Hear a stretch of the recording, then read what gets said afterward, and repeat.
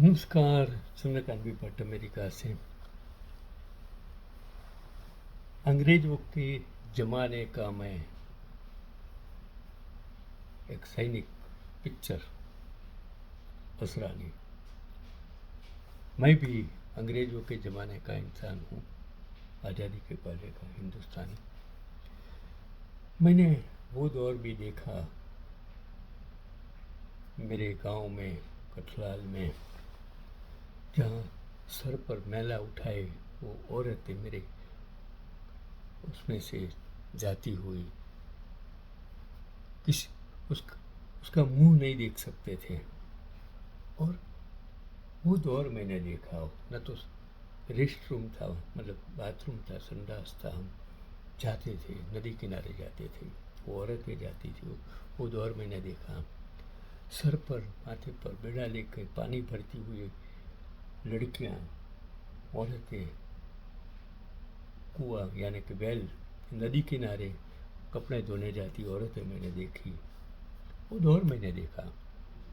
और आज का भी ये दौर देखा। मैंने एक तस्वीर जो 1903 में ली गई थी, जब भारतीय उपमहाद्वीप पर ब्रिटिश शासन अपने चरम पर थी और एक आदिवासी महिला अपनी पीठ पर एक अंग्रेज अधिकारी को ढो रही है। आज भी इस सत्ता में बैठे लोग को, संसद में बैठे लोग को, 9,000 करोड़ में घूमने वाले, हवाई जहाज में घूमने वाला इंसान, कमांडो के साथ घूमने वाला, और एक लड़की के साथ राजस्थान में कितने सारे लोग बलात्कार करते हैं। कितनी सारी एजेंसियां हैं। ये क्या कर रहे हैं हमें कुछ पता नहीं है। क्या हम अंग्रेज के ज़माने में चले गए हैं और हम अंग्रेज का ज़माना ला दिया है, या सत्ता में बैठे क्या अंग्रेज से भी बदतर हो गए हैं। हर रोज MP MLA खरीदते हैं, पक्ष तोड़ते हैं, साम दाम दंड भेंट से किसी को जेल में डाल देते हैं। चलो, तो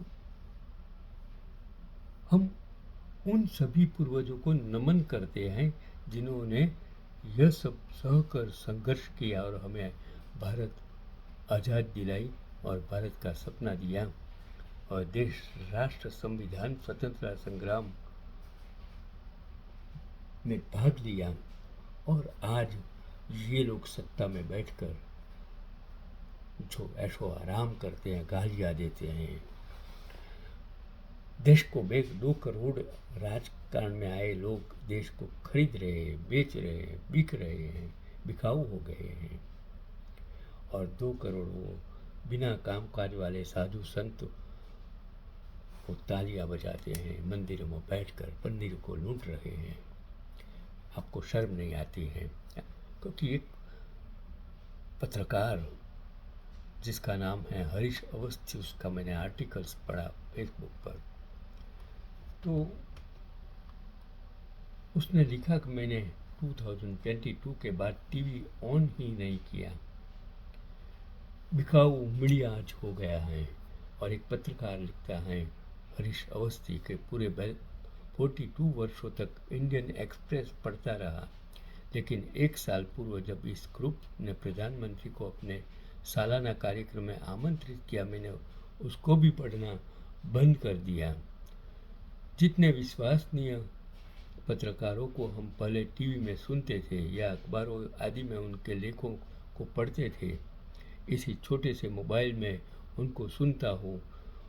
उसके बाद गूगल, एक्स, ट्विटर आदि ही सब अब हमें देश दुनिया में सही खबरों से अवगत कराते हैं और समग्र रूप से सारे माध्यमों से जानकारी प्राप्त कर अपनी शैली में लिखता रहता हूँ। और हाँ, 90% लोग लाइक भी करते हैं और कमेंट से उत्साहवर्धक भी करते हैं। शेष 10% जो अज्ञानी हैं, अभी तक वर्तमान सत्ता की शतरंजी चालों को नहीं समझ पाते, खूब गालियाँ देते हैं। ऐसे लोगों को भगवान सन्मति दे, सुमति दे और उनके अंदर राष्ट्र के प्रति अपने कर्तव्यों का भाव उजागर करे।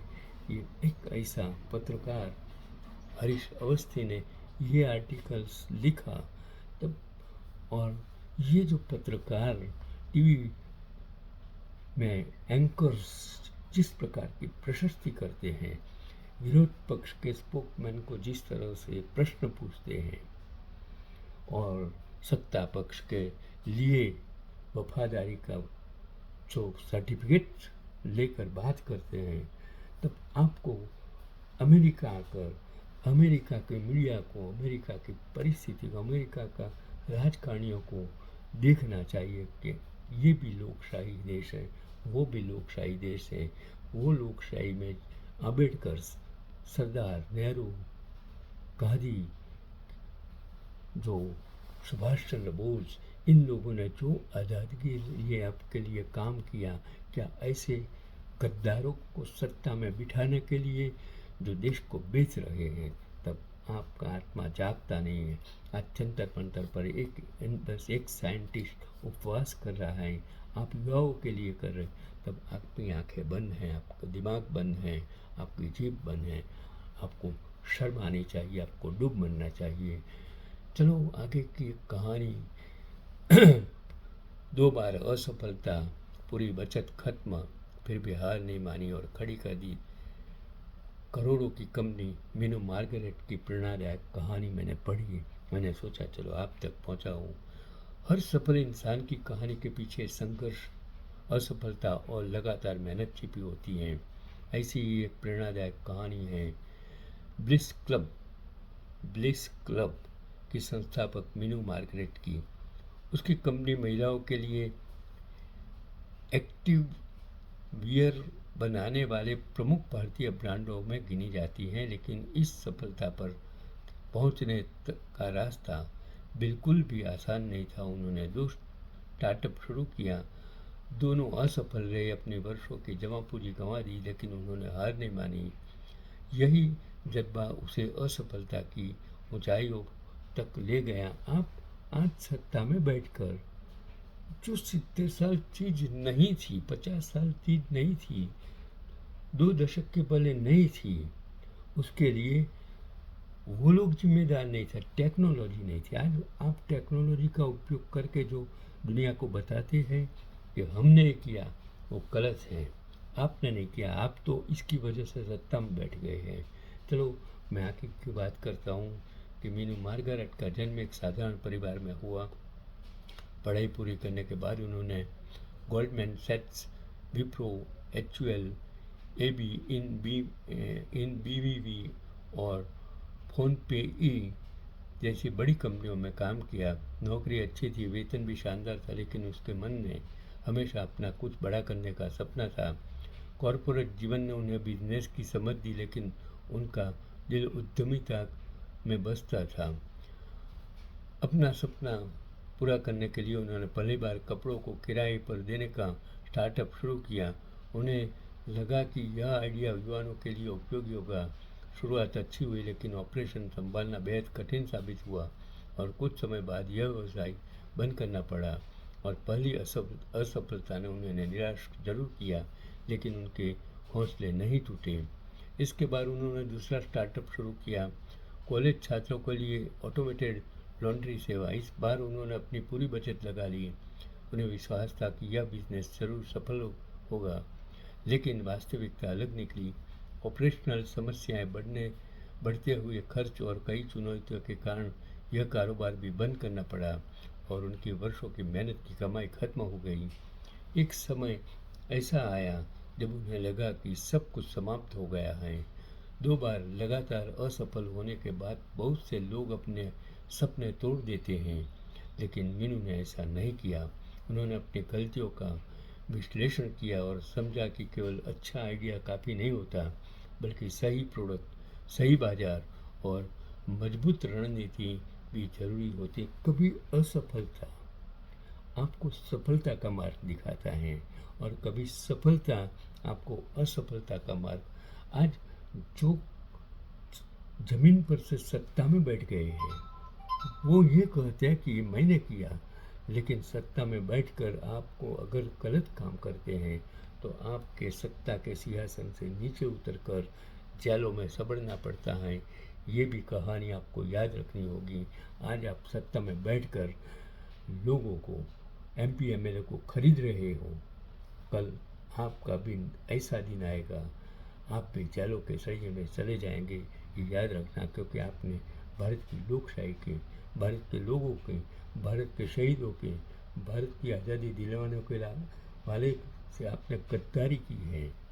तो मीनू खुद खेल कूद से जुड़ी थी और अल्टीमेट फ्रिस्बी खेलती थी। उसने महसूस किया कि भारतीय महिलाओं के लिए आरामदायक, अच्छी गुणवत्ता वाले एक्टिवियर की कमी है। बाजार में उपलब्ध अधिकांश उत्पाद विदेशी महिलाओं की ज़रूरत को ध्यान में रखकर बनाए जाते हैं और इसी समस्या का समाधान बनकर जन्म हुआ ब्लिस क्लब का। और साल 2020 में उन्होंने ब्लिस क्लब की शुरुआत की। शुरुआत आसान नहीं थी। निवेशकों को महिलाओं के एक्टिवियर बाजार की क्षमता समझना मुश्किल था। कई लोगों ने उनके आइडिया पर सवाल उठाए, लेकिन मीनू को अपने विजन पर पूरा भरोसा था। उन्होंने ग्राहकों की ज़रूरत को समझा, गुणवत्ता पर ध्यान दिया और एक ऐसा ब्रांड बनाया जो महिलाओं के लिए आराम और आत्मविश्वास को प्राथमिकता देता था। धीरे धीरे ब्लिस क्लब में उत्पाद लोकप्रिय होने लगे। सोशल मीडिया, ग्राहकों का सकारात्मक प्रतिक्रिया और मजबूत कम्युनिटी के दम पर कंपनी तेज़ी से आगे बढ़ी और निवेशकों का भरोसा भी बढ़ा और कंपनी को फंडिंग मिलने लगी। कुछ ही वर्षों में यह भारत के सबसे चर्चित महिला एक्टिवियर ब्रांडों में शामिल हो गई।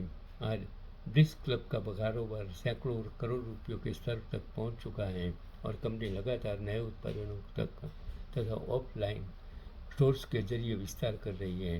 हाल के वर्षों में कंपनी ने तेजी से राजस्व बढ़ाया है और नए निवेश जुटाने की दिशा में प्रगति कर रही है।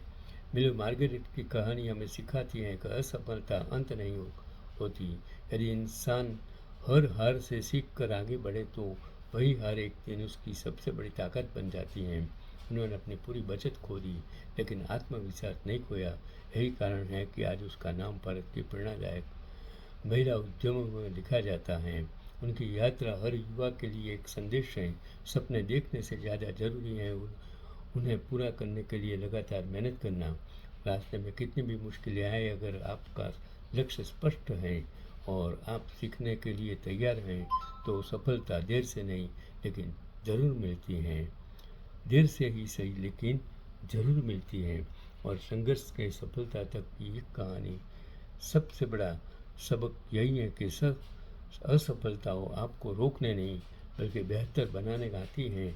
जो इंसान हार मानने से इनकार कर लेता है, यही एक दिन इतिहास रचता है। यही आज का पैगाम। इसके लिए ईमानदार बनो, सच्ची ईमानदारी से, सच्ची देशभक्ति के लोगों के लिए काम करते रहो। ईश्वर आपके साथ है, नसीब आपके साथ है, पुरुषार्थ आपके साथ है। यही आज का पैगाम।